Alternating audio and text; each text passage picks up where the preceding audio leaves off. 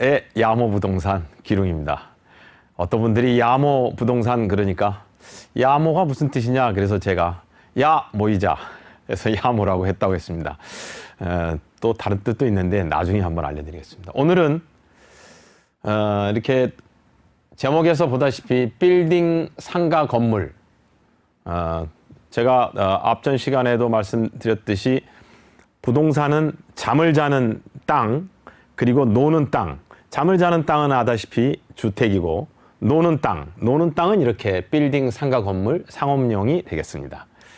그러니까 상가, 건물, 상업용의 부동산에 투자를 하는데 이 투자의 허와 실 이런 거를 이렇게 제목을 잡아봤습니다. 허와 실, 이 허와 실. 일단 그러면 설명을 제 개인적인 생각일 수도 있지만 설명을 들어가 보면 부동산을 살까요? 팔까요? 살까요? 말까요? 팔까요? 말까요? 투자를 해야 되나요? 말아야 되나요? 이런 질문들을 많이 하십니다. 살까요? 살까요는 일단 제 개인적인 생각이라고 말씀을 드리고 살까요는 사야 됩니다. 부동산을 사야 되는 이유는 부동산이 결국엔 땅을 제외하고는 모두 건축물 아니겠습니까? 건축물. 건축물에는 뭐 모래부터 시작해서 뭐 수없이 많은 자재들이 들어가죠. 물가가 오르지 않는다라고 생각하시는 분은 없을 겁니다. 다시 말해서 이 건물은 주택이 됐든 건물이 됐든 건물은 모든 자재의 집합소라고 할 수 있겠죠. 그렇다면 물가가 오른다. 그렇다면 이 자재들로 지어져 있는 부동산도 당연히 건물도 오르겠죠. 그 중에 주택이 아닌 상가 건물의 경우는 주택은 돈이 나오는 부동산이라고 볼 수는 없죠. 주거를 위한 거니까 물론 세를 놓으면 되지만 그 세는 생각보다 적습니다. 그러나 상가 건물의 경우는 세가 나오죠.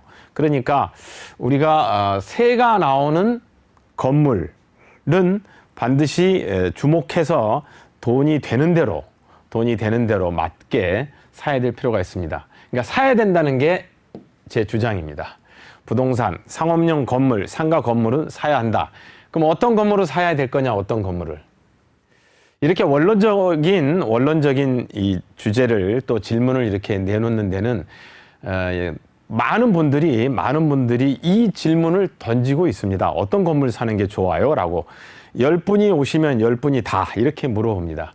어떤 건물을 사야 되느냐는 그냥 교과서적인 답을 얘기한다고 하면 위치와 그 땅의 모양이 있겠죠. 모양, 형태.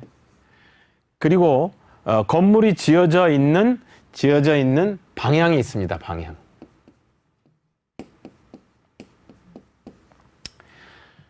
위치는 눈에 띄기 때문에 누구든지 쉽게 구별할 수 있습니다. 그래서 위치는 예를 들어서 역삼동이라 하더라도 역삼동이 굉장히 큰데 블록이 한 9개 블록 정도 있습니다. 이 역삼동 중에 예를 들어서 코너라든지 역이라든지 아니면 이면에 남향을 바라보기보다는 북향을 바라보는 게 좋습니다. 주택은 남향이 좋지만 상업용의 건물은 남향과 상관이 없기 때문에 북향을 바라보는 게 좋습니다. 주택도 강남의 근 한 20년 동안의 개발을 보면 남향보다 북향이 좋습니다. 언제? 팔 때 가격을 무려 30% 내지 40%를 더 받습니다. 사는 쪽에서 그거를 지을 때 용적률이라든지 이런 것을 적용할 때 상당히 손해보는 것이 덜합니다. 건물이 꺾여져 올라가는 것들은 향 때문에 그렇습니다. 그래서 위치는 그렇게 쉽게 구별할 수 있고 건물의 모양은 건물이 이렇게 꺾어져 올라가는 것들이 있죠. 방금 얘기 드린 대로 향이 북향이 아닌 경우에 건물이 꺾어져 올라가게 됩니다. 그래서 건물의 방향과 함께 모양은 건물의 형태는 아주 중요합니다. 이 세 가지가 어떤 건물을 사야 되느냐라는 거에 가장 기본적으로 알 수 있고 짚어야 되는 틀이라고 볼 수 있습니다. 그러면 이제 그 다음번에는 언제 사요? 이렇게 물어봅니다. 지금이 코로나인데 이제 오셔가지고 이제 손님들이 오셔서 아니면 또 이제 방송으로 이렇게 문의를 오시거나 세미나를 할 때 질문을 하시면 언제 사야라는 질문을 합니다. 언제 사야 되느냐. 지금 코로나하고 경기가 이렇게 안 좋고 뭐 이러는데 이거 사야 되느냐라고 묻죠. 언제라는 것에는 이렇게 퀘스천을 붙이고 언제라는 것에는 사실 저도 답이 없습니다. 그럼 언제 사냐? 이거는 제가 개인적인 생각으로 18년 동안 부동산을 하면서 이 언제라는 이 타이밍을 얘기를 하고자 한다 그러면 내가 사고 싶을 때 사세요. 그거는 뉴스에 나오든 아니면 뭐 언론에서 얘기하든 전문가가 얘기하든 잘 맞질 않습니다. 제 경험으로는 잘 맞질 않아요. IMF 다음도 그렇고 지금 코로나가 극성을 부리는데 이것도 이 다음이 언제일지 알 수가 없어요. 그러니까 모두들 위축돼 있을 때 사라는 얘기는 누구든지 아시는데 그 위축돼 있는 때가 지금인지 언제인지는 모르는 거죠. 그러니까 내가 사고 싶을 때 사세요. 이 언제는 늘 퀘스천을 갖지 마시고 내가 사고 싶다. 그럼 이 위에 있는 이 세 가지를 보시고 사세요. 오늘 살까요에 대해서는 굉장히 기본적인 얘기를 드리지만 이 두 가지를 그래도 머릿속에 자꾸 기억을 하시고 되뇌이다 보면 주변의 지역적인, 지식적인 부분에 덜 이제 헷갈릴 수 있습니다. 자, 팔까요? 팔까요로 왔습니다. 팔까요? 언제 팔까요? 역시 언제 팔까요도 사실은 뭐 전문가한테 뉴스는 적어도 제 기억에는 한 달 정도, 아무리 빨라도 보름 정도의 텀은 가지고 있습니다. 강남에서 오랜 기간 부동산을 하면서 부동산도 사이클이 있겠죠. 이렇게 사이클이 팔아야 될 사이클, 사야 될 변곡점이 이렇게 있는데 이 지점으로부터 뉴스는 적어도 보름 정도 텀이 있어요. 제 경험은 그렇습니다. 그럼 보름이라는 텀은 실제 부동산 시장에서는 이미 다 시작된 다음이에요. 시작된 다음. 어떤 사람들이냐? 가장 먼저 선발대에 서서 부동산을 투자하는 사람들, 선발대에서 부동산을 사거나 파는 사람들로부터는 이미 15일이 지난 시점이에요. 그러니까 뉴스를 보고 건물을 사고 팔고 한다. 상당히 애매한 얘기가 되겠습니다. 저는 이렇게 개념을 가지고 있기 때문에 팔까요에 있어서는 똑같이 대답을 드리고 싶다. 그런데 이 팔까요에 한 가지 더, 팔까요에 내가 건물을 가지고 있는데, 기존의 건물을 가지고 있는데 이 건물이 10년 됐다. 10년. 파시는 게 좋겠습니다. 예를 들어서 건물의 위치가 3면, 우리가 이제 대로의 뒷면을 2면, 그 뒷면을 또 3면 이렇게 하는데 3면 정도에 있다. 파시는 게 좋습니다. 2면에 있어도 파시는 게 좋습니다. 근데 만약에 3면이 넘어서서 있다. 그럼 10년이 됐다 하더라도 사실은 DC를 30% 해야 됩니다. 30%. 이건 디스카운트예요. DC.